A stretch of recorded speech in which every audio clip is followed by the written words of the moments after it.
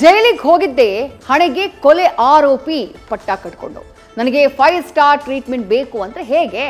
Exactly ಇವತ್ತು ಕೋರ್ಟ್ನಲ್ಲಿ ಇದೇ ಪ್ರಶ್ನೆಗಳೇ ತೂರಿವೆ.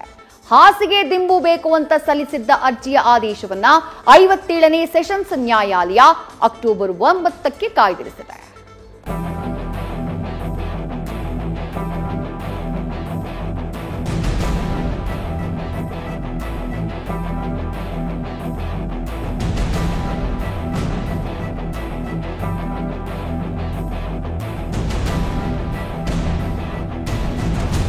ಈ ವಿಧಿಯಾಟ ಅನ್ನೋದೇ ಹಾಗೆ.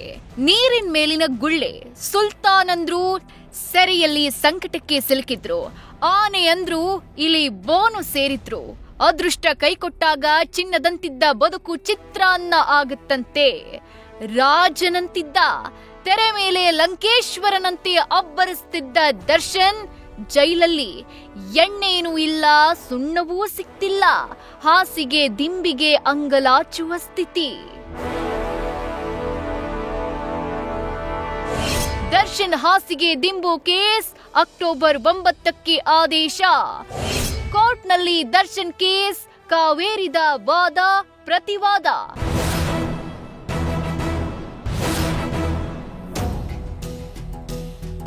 ಕೊಡಬೇಕಾಗಿದ್ದನ್ನ ಕೊಟ್ಟರು, ಹೆಚ್ಚುವರಿ ಹಾಸಿಗೆ ದಿಂಬು ಬೇಕು ಅಂತ ಸಲ್ಲಿಸಿದ್ದ ಅರ್ಜಿ ವಿಚಾರಣೆ ನಡೆದಿದೆ.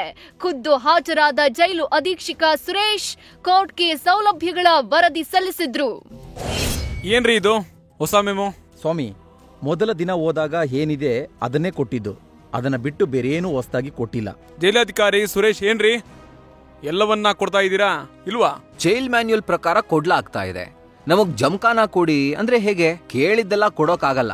ವಾಕಿಂಗ್ ಮಾಡೋದಕ್ಕೆ ಅವಕಾಶ ಕೊಟ್ಟಿದ್ದೇವೆ. ನನಗ್ ಬಿಸಿಲು ಬರ್ತಿಲ್ಲ ಅಂದ್ರೆ ಜೈಲಿನ ಅಧಿಕಾರಿಗಳು ಹೊಣೆನಾ ಹೇಳಿ? ಈತ ಎಲ್ಲಾ ಮೂಲಭೂತ ಸೌಕರ್ಯಗಳನ್ನ ಜೈಲಿನ ಒಳಗಡೆನೆ ಕೇಳ್ತಿದ್ದಾನೆ. ಆದ್ರೆ ಮ್ಯಾನ್ಯುಯಲ್ ಪ್ರಕಾರ ಅಷ್ಟೇ ಕೊಡೋಕಾಗೋದು. ಸುನಿಲ್, ಜೈಲಿನ ಅಧಿಕಾರಿಗಳಿಗೆ ಅವರದ್ದೇ ಅಧಿಕಾರವಿರುತ್ತಾ? ಯಾವುದರ ಉಲ್ಲಂಘನೆ ಆಗಿದೆ ಅದನ್ನು ಮಾತ್ರ ಹೇಳಿ, ಸುಮ್ನೆ ಯಾಕಿದೆಲ್ಲ? ಜೈಲಾಧಿಕಾರಿಗಳಿಗೆ ಇಂಗ್ಲಿಷ್ ಬರೋದಿಲ್ಲ, ಕೆಣಕಿದ ದರ್ಶನ್ ವಕೀಲ. ಮೈ ಡಿಯರ್ ಫ್ರೆಂಡ್ ಅಂತ ಜಾಡಿಸಿದ ಎಸ್ಪಿಪಿ ಪ್ರಸನ್ನ ಕುಮಾರ್.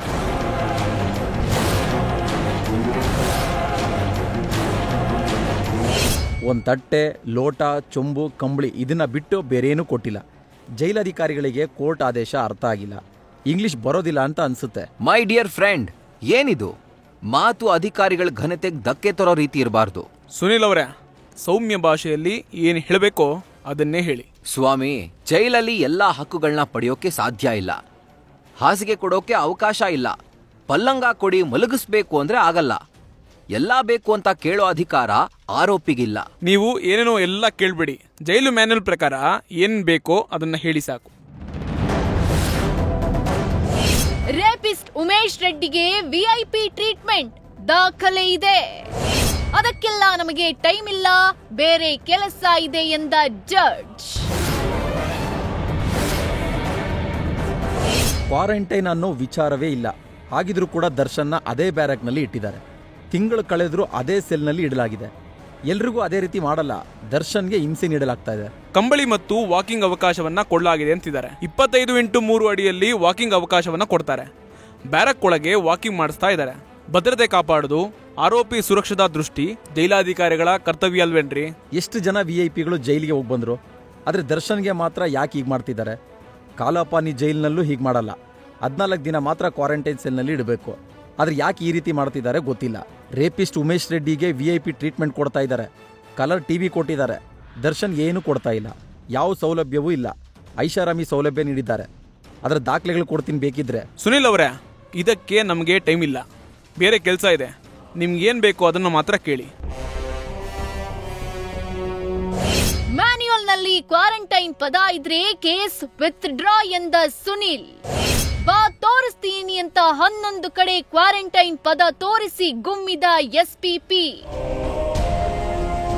ನಮ್ಮ ಎಸ್ಪಿಪಿ ಅವರು ಜೈಲರ್ನ ಮಿಸ್ಲೀಡ್ ಮಾಡ್ತಿದ್ದಾರೆ. ಇಲ್ಲದ ಕಾನೂನು ಇವರು ಸೃಷ್ಟಿ ಮಾಡ್ತಿದ್ದಾರೆ. ಇರಪ್ಪ, ಯಾಕೆ ಜಾಸ್ತಿ ಊಟ ಮಾಡಿದ್ಯಾ ಅನ್ಸುತ್ತೆ? ನೀನ್ ಎಲ್ಲಾ ಪ್ರಶ್ನೆಗಳಿಗೂ ಉತ್ತರ ಕೊಡ್ತೀನಿರು. ಕ್ವಾರಂಟೈನ್ ಅನ್ನೋ ಪದ ಜೈಲು ಮ್ಯಾನ್ಯುಯಲ್ನಲ್ಲೇ ಇಲ್ಲ. ಆ ಪದ ಇದ್ರೆ ನಾನು ಈಗಲೇ ಕೇಸ್ನ ವಿತ್ಡ್ರಾ ಮಾಡ್ತೀನಿ. ಹೌದಾ? ಇರು ತೋರಿಸ್ತೀನಿ. ಮ್ಯಾನ್ಯುಯಲ್ನಲ್ಲಿ ಒಂದಲ್ಲ 11 ಕಡೆಯಲ್ಲಿ ಈ ಪದ ಇದೆ. ಕ್ವಾರಂಟೈನ್ ಸಬ್ಮಿಷನ್ ಅಂತಾನೂ ಇದೆ. ಹಾಗಿದ್ರೆ ಈ ಅರ್ಜಿ ವಾಪಸ್ ತಗೊಳಪ್ಪ. ಕ್ವಾರಂಟೈನ್ ಜೈಲು ಕೂಡ ಪರಪ್ಪನ ಅಗ್ರಹಾರ ಜೈಲಿನ ಒಂದು ಭಾಗನೇ. ಇವರೇನ್ ಮೇನ್ ಜೈಲ್ಗೆ ಶಿಫ್ಟ್ ಮಾಡಬೇಕು, ABCD ಬ್ಯಾರಾಕ್ಗೆ ಹಾಕಬೇಕು ಅಂತ ಕೇಳೋದು ಯಾಕೆ? ದರ್ಶನ್ ಇಲ್ಲಿ ಕೊಲೆ ಆರೋಪಿ, ಅಂಡರ್ ಟ್ರಯಲ್ನಲ್ಲಿದ್ದಾನೆ. ಯಾವ ಖೈದಿ ಆರೋಪಿಗೆ ಎಲ್ಲಿಡಬೇಕು, ಏನ್ ವ್ಯವಸ್ಥೆ ಕೊಡಬೇಕು ಅನ್ನೋದು ಜೈಲಾಧಿಕಾರಿ ನಿರ್ಧಾರ. ಸದ್ಯ ಎರಡೂ ಕಡೆಯ ವಾದ ಪ್ರತಿವಾದ ಆಲಿಸಿದ ನ್ಯಾಯಾಧೀಶ IP ನಾಯ್ಕ್ ಅಕ್ಟೋಬರ್ 9ಕ್ಕೆ ತೀರ್ಪು ಕಾಯ್ದಿರಿಸಿದ್ರು. ಒಟ್ಟಾರೆ ನರಕಯಾತನೆಗೆ ಬೆಂಡೆದ್ದ ಸೊಂಟಕ್ಕೆ ಜಂಡು ಬಾಂಬ್ನ ಅಗತ್ಯ ಇದ್ರು. ಜೈಲಿನ ಸಾಂಗತ್ಯವು ಮದ್ದು ಸಿಗದ ಮಾನಸಿಕ ವಿಪ್ಲವಕ್ಕೆ ತಳ್ಳಿದೆ. Sandesh, crime bureau, news first. News first ನಿರ್ಭೀತಿಯಿಂದ ನಿಮ್ಮ ಪರವಾಗಿ.